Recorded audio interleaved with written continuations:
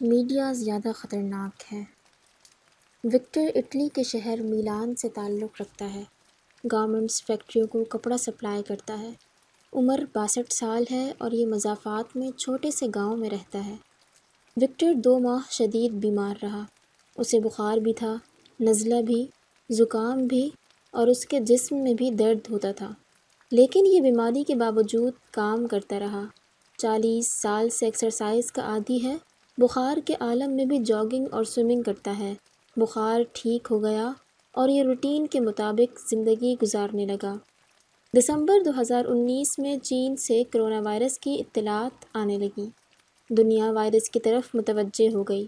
Europe میں تحقیقات شروع ہوئیں تو پتہ چلا چین کے بعد اٹلی میں سب سے زیادہ مریض سامنے آ رہے ہیں۔ اطالوی حکومت نے مزید تحقیقات کی۔ پتہ چلا کرونا وائرس کے زیادہ تر مریضوں کا تعلق میلان اور وینس کے علاقوں سے ہے۔ حکومت نے فوراً خطرے کا الارم بجا دیا۔ آپ شاید یہ جان کر حیران ہوں گے، کرونا اٹلی کے صوبے گوریزیا کے شہر ماریانو ڈیل فرولی کا ایک چھوٹا سا گاؤں ہے۔ کرونا کا مطلب تاج، کراؤن ہوتا ہے۔ کرونا کا مطلب تاج یعنی کراؤن ہوتا ہے۔ یورپ میں 1918 میں انفلوئنزا کی خوفناک وبا پھوٹی تھی۔ 5 کروڑ لوگ ہلاک ہو گئے۔ یورپ کے ساتھ امریکہ میں بھی 6,75,000 لوگ مارے گئے تھے۔ میڈیکل سائنسدانوں کا کہنا تھا یہ وائرس اٹلی کے گاؤں کرونا سے چلا تھا اور یہ اسپین پہنچ کر خوفناک شکل اختیار کر گیا تھا، چنانچہ اس کا نام کرونا رکھ دیا گیا۔ انسانوں میں وقت گزرنے کے ساتھ کرونا وائرس کے خلاف قوت مدافعت پیدا ہو گئی، چنانچہ دسمبر 2019 تک ہم سب سال میں ایک آدھ بار کرونا کا شکار ہوتے تھے۔ ہمیں نزلہ بھی ہوتا تھا، گلے میں سوزش بھی ہوتی تھی اور بخار بھی ہوتا تھا، لیکن یہ چند دن رہ کر ٹھیک ہو جاتا تھا۔ چنانچہ میڈیکل سائنس نے کرونا کو غیر مضر قرار دے دیا، لیکن پھر چین کے شہر ووہان میں دسمبر 2019 میں ایک نیا وائرس سامنے آیا۔ یہ وائرس کرونا کی ایڈوانس قسم تھی، چنانچہ سائنسدانوں نے اسے نوول کرونا وائرس کا نام دے دیا۔ یہ ہلاکت خیز بھی تھا اور تباہ کن بھی۔ کرونا وائرس اٹلی سے چین گیا تھا یا پھر یہ چین سے اٹلی آیا، یہ فیصلہ ابھی تک نہیں ہو سکا۔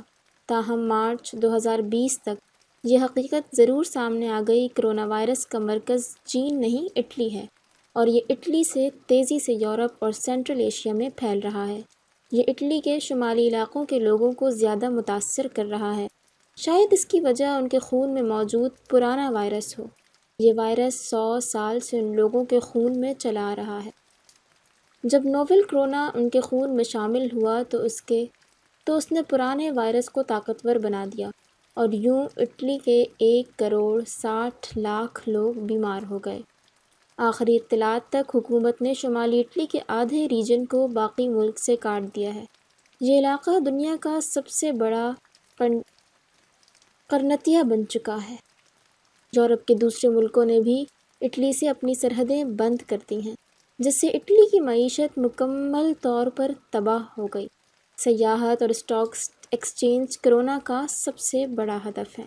سیاحت $1700 بلین کے ساتھ دنیا کی سب سے بڑی انڈسٹری تھی۔ یہ انڈسٹری 2 ماہ میں زمیں بوس ہو گئی۔ ایئر لائنز دیوالیہ ہو رہی ہیں، ایئرپورٹس پر سناٹا ہے، ہوٹل خالی پڑے ہیں اور میوزیمز اور پارکس میں ہو کا عالم ہے۔ تاریخ میں پہلی بار خانہ کعبہ اور مسجد نبوی تک خالی کرا دی گئی اور ویٹیکن میں بھی معمول کی عبادت بند کر دی گئی، جبکہ اسٹاک ایکسچینج میں دنیا کی آدھی دولت پارک ہے، یہ بھی پارک سمیت اڑ گئی، لہٰذا دنیا دیوالیہ پن کے دہانے تک پہنچ گئی۔ ارے لیجیے، ہم ان اعداد و شمار کے چکر میں وکٹر کی کہانی بھول گئے۔ ہم وکٹر کی طرف واپس آتے ہیں۔ میلان کے ڈاکٹروں نے عوام کا معائنہ شروع کیا تو پتہ چلا وکٹر اپنے پورے گاؤں میں کرونا کا پہلا شکار تھا۔ یہ 2 ماہ شدید بیمار رہا۔ اس کے خون میں اس وقت بھی کرونا کے وائرس موجود ہیں، لیکن یہ اس کے باوجود موت سے بھی بچ گیا اور صحت یاب بھی ہو گیا۔ کیوں اور کیسے؟ ڈاکٹروں نے اسے سینٹرل ہسپتال میں شفٹ کیا اور اس کے انٹرویوز شروع کر دیے۔ یہ انٹرویوز ہفتہ بھر جاری رہے۔ ان انٹرویوز میں ملک کے تمام اہم وائرس ایکسپرٹس نے حصہ لیا۔ انٹرویو کی فائنڈنگ بڑی دلچسپ تھی۔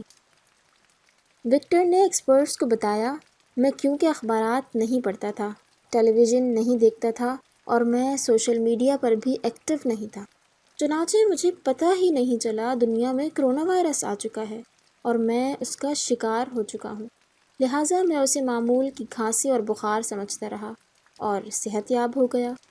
یہ انکشاف حیران کن تھا۔ ڈاکٹروں نے مزید تحقیق کی تو پتہ چلا وہ تمام مریض جو ٹیلی ویژن نہیں دیکھتے تھے یا وہ سوشل میڈیا پر ایکٹیو نہیں تھے، وہ کرونا سے صاف بچ گئے، وہ جلد صحت یاب ہو گئے، جبکہ میڈیا کے ساتھ چمٹے رہنے والے لوگ کرونا کے جلد شکار بھی ہوئے اور ان میں فوتگی کی شرح بھی زیادہ تھی۔ یہ کرونا وائرس کی پہلی فائنڈنگ تھی۔ دوسری فائنڈنگ اس سے بھی زیادہ دلچسپ تھی۔ دنیا میں اس وقت 103 ملک کرونا سے متاثر ہیں۔ دنیا میں اس وقت 103 ممالک کرونا سے متاثر ہیں۔ ان میں سے 90% ملک ٹھنڈے ہیں، جبکہ 10% گرم ملکوں میں کرونا ظاہر ہوا۔ ان ملکوں میں بھی مریضوں کی تعداد انتہائی کم ہے اور ہلاکت بھی کوئی نہیں ہوئی، چنانچہ پتہ چلا یہ ٹھنڈے علاقوں کا وائرس ہے۔ یہ گرم علاقوں میں زیادہ دیر سروائیو نہیں کر سکتا۔ کرونا کا شکار گرم ملکوں کے بارے میں مزید تحقیق ہوئی تو معلوم ہوا گرم ملکوں کے مریض بھی یہ وائرس ٹھنڈے علاقوں سے لائے تھے اور بیماری صرف ان تک محدود رہی تھی۔ اس نے دوسرے لوگوں کو متاثر نہیں کیا، مثلاً عراق، سعودی عرب اور پاکستان کے مریض ایران سے آئے تھے۔ یہ بھی پتہ چلا کہ کرونا بزرگوں کو زیادہ متاثر کرتا ہے، نوجوان، خواتین اور بچے اس سے محفوظ رہتے ہیں، اور یہ بھی پتہ چلا مارچ میں جوں موسم گرم ہو رہا ہے، کرونا کا وائرس بھی کم ہو رہا ہے۔ چنانچہ میڈیکل سائنسدانوں کا خیال ہے کرونا 15 مارچ کے بعد مرنا شروع ہو جائے گا اور اپریل تک صورتحال کنٹرول میں آ جائے گی۔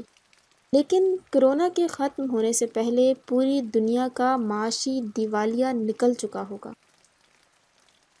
بلوم برگ کے مطابق یہ وائرس گلوبل اکانومی کو 2 سے لے کر 7 ٹریلین ڈالر کا نقصان پہنچا سکتا ہے۔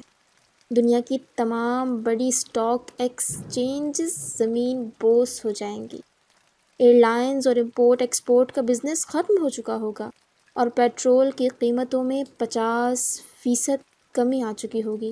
چنانچہ کرونا ختم ہو یا نہ ہو، لیکن سیاحتی، معاشرتی اور معاشی سرگرمیاں ضرور دم توڑ جائیں گی اور دنیا میں دیوالیہ لوگوں کی پوری کلاس پیدا ہو جائے گی اور یہ لوگ کرونا کہلائیں گے۔